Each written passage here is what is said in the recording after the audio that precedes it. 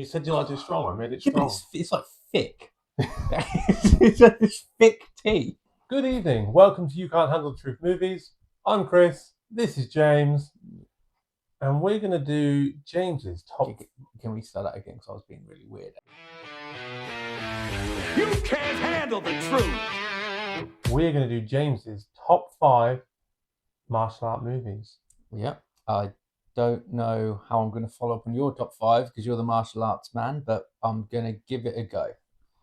So, let's just jump straight in. Which I find the lower numbers harder sometimes, but because there's so many that can fit They into are it. harder. Number 5. I wanted Enter the Dragon to be on my list because I feel like it needs to be on the list. So I thought I'd give it a rewatch. And it is the kind of movie that I wouldn't put on, but when it is on, it's like, oh, yeah, it's that movie. It's not made my list, unfortunately, because I've picked, again, movies that are my favourites. So I just thought it wouldn't be my top pick. And I've also broken another rule, which is when you said you changed your list because you knew what I'd pick. I'm picking Blood and Bone as number 5. Oh, okay. And the reason I'm going to keep this number 5 quick because it was on Chris's list. It was a bit higher up on your list, but the films on my list are going to be very purely based around martial arts and fighting, and only fighting being the center of the whole thing. Not about the plot and extra little bits on the side or good action. It's just about pure fighting. So Blood and Bones, Tony. No, it's not. It's not Tony. Michael Joe White. It's Michael Joe White, and as we said before, he's a beast. This movie is like a level up movie. The way I would talk about it, it's like when you're actually playing a video game. But his character's the main man, and what I like about it is that he's just untouchable. And I don't always like in these kind of movies when they have to lose and come back. That's fine at some point if it's done well, but I just like the fact that he comes in, he busts everyone up. The first guy he fights is like an absolute beast. Yeah. When I first watched it, I was like, how is that guy gonna? And then you see how his size and how quickly he can move makes him very unique because not a lot of people of his size and what would the word stature be? Stature. Yeah, he can move in it. He goes right up to the end of it to fight the top guy, and it's very straightforward, kicks and punches, and there's a bad guy. It's on Chris's list. It's on both our lists. So if you've never seen Blood and Bone, do not be expecting great acting, and just expect great fighting. Blood great and Bone. Fight choreography. Yeah. Yeah, so that's it, Blood and Bone. That is a good number 5. Go on then. Give us that number 4. Number 4, I'm also copying you again, but I'm going slightly different. My number 4 is The Raid 2. And to be honest, I've only seen The Raid 1 once, so I will watch it again at some point because I can't really remember it that well. But The Raid 2, as soon as I watched it, to me, it was an elevation because it expanded everything that was great about The Raid 1, which is a lot, but it put it into a lot of different areas, scenes, and just lots of new characters. It's very over the top. Well, how do you pronounce his name? Aiko. Oh, I'm not even going to try, but the guy who does it is really good martial artist. It's amazing. It's a bit of an endurance one though. It nearly didn't make my list because it goes on a bit, but at the end of the day, if you want to see a bust him up, this is the movie. It's just relentless in action. It adds the extra bit it adds is like the car chases, extra characters, and things like that.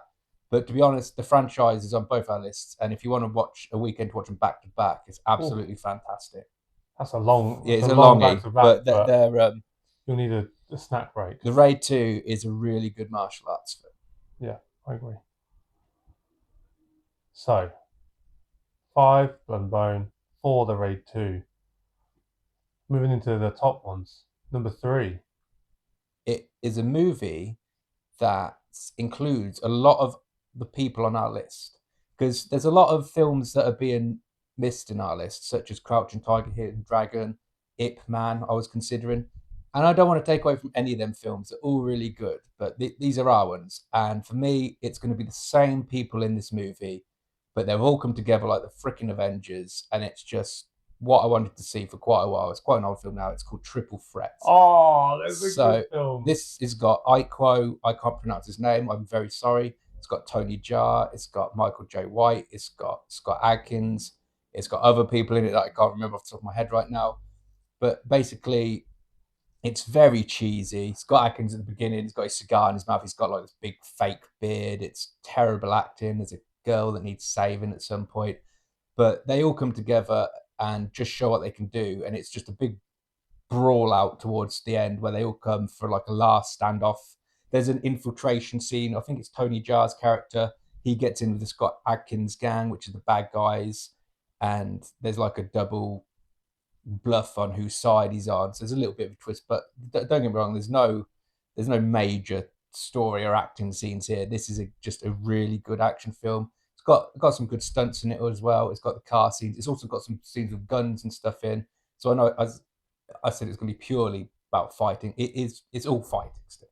They're they got some ring fighting, and at the end in the old warehouse.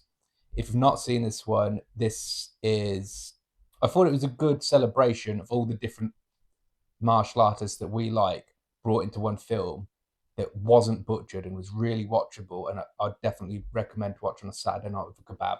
So I had, this is one of those ones that nearly made my list, was that and the Warrior King, because they have the same thing. There's lots of different fighters doing, different styles, and it mixes really well. Yeah. I completely agree. There's a really good martial arts film. So, 2 left. I'm intrigued. Number 2, what have we got? Well, it can't be my list unless it's at risk of having us banned from the internet. So you know what film it is already. You wouldn't put it on your list, and I'm 100% putting it on my list. It's called Bloodsport.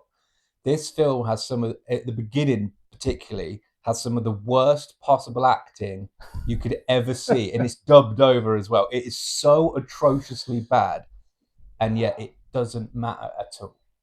Because it doesn't take away from the film. You're only watching the film for the stages of martial art, the Kumite, Frank Dukes. It's got Van Damme. I could have put like 9 Van Damme films on this list. Seagal never made my list. He's not particularly my favorite, but there's a lot of people that could have come on this list. But Bloodsport is so purely just a martial arts movie. It encompasses everything you want to see in a tournament style fight.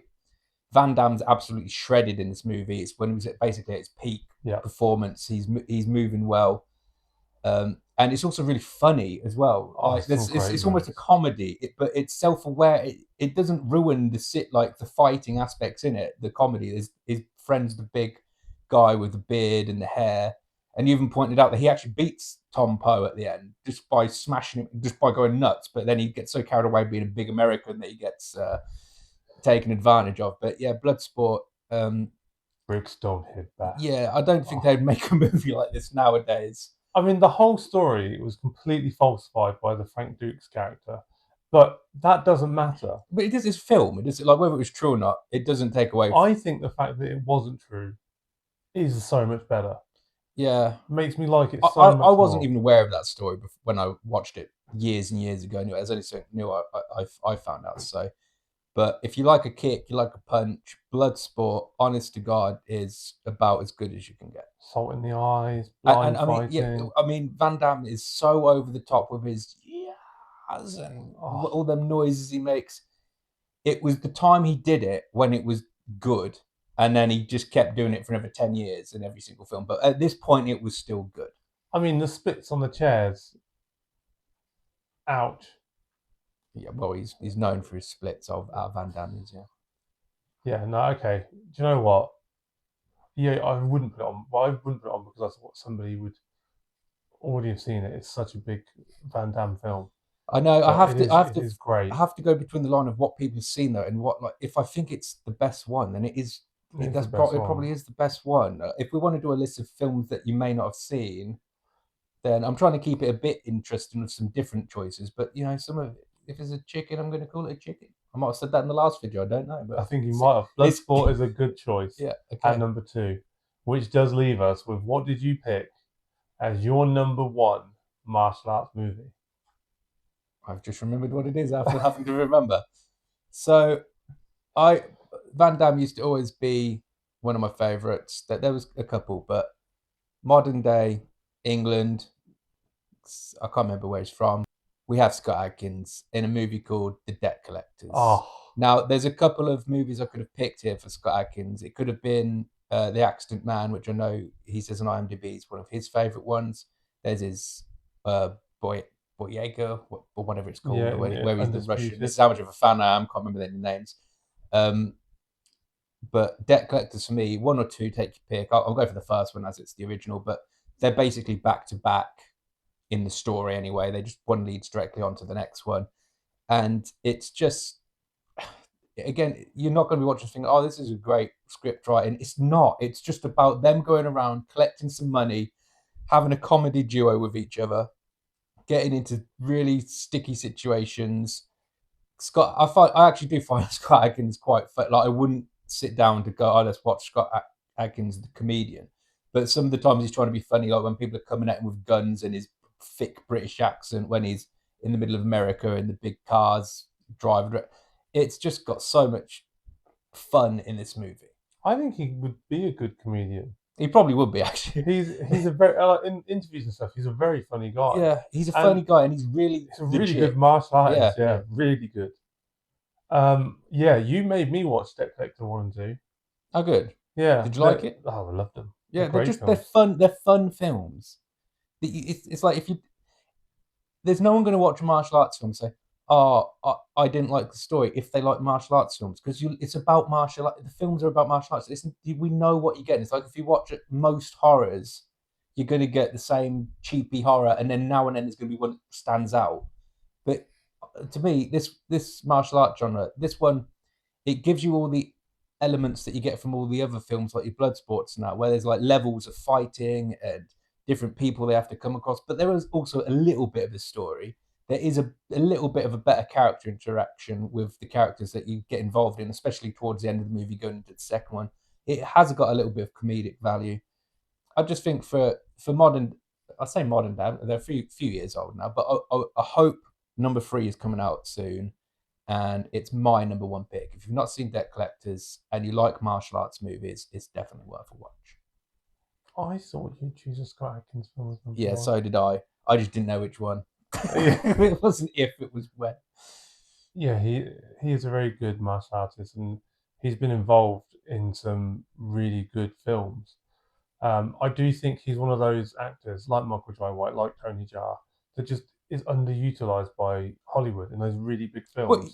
Well, true. I was just going to say he has actually played some big roles in the bigger movies, like in the John Wicks, and there's a couple of others he's been put in bigger movies. He was in Doctor Strange, but like you say, underutilized. He's just like the guy that can do the stuff, the kicking and the martial arts that they've put in the movie. But he could really have they could give him a bit more of a main. I would say a headline role, but like he could have definitely more of a main role. He could be. I mean, he could definitely fit into the Marvel's Avengers now. Oh yeah, he could now. At least he could be a lead role now. He could be bloody Superman of the Avengers now. That's easy. At least you believe he can actually kick someone's ass. Might have to out. At least you believe you can kick someone's. With Scott Adkins, to me, it's like watching those old style martial arts films, like your because obviously they've done a lot of work together. Like watching your old Seagal and Van Damme movies, where they're really cheesy and just the way they are, and that's your hard ass 80s action movie. But they've just got more modern camera and more modern sound, and it's just more modern. But he hasn't lost the old style of making the movies. And for this kind of, I'm not going to hype him up any more than I already have, because I think it's good. It's good. Do you know what I do feel bad about? As now we've done your top 5 as well as my top 5. Nobody chose a Jackie Chan film. No, they were all under consideration. Like I say, a lot of them old classics. I really wanted Jackie Chan on my list, but being honest, there's probably one that deserves to be on this. I was thinking even about Rush Hours and stuff, but that really is just a comedy. Yeah. It really is just a comedy, even though Jackie Chan's got some of the best stuntmanship there is out there. But I've put the ones on that I like, but that by no means means that Jackie Chan shouldn't be on the list, or a couple of other people that I'm not going to go through. But yeah, there we go. The James's top 5. There are some really good picks there, and some same picks, which I wasn't expecting James to do. Do you think as well, if a lot of people will know Jackie Chan, and less people will know Scott Adkins and Tony Jaa, and so I think they deserve a bit more of a shout out because they're every bit as good, especially Tony Jaa when it comes to stunts and stuff. Yeah, definitely. Yeah, no, I agree. I agree with that statement. That's a good statement to make.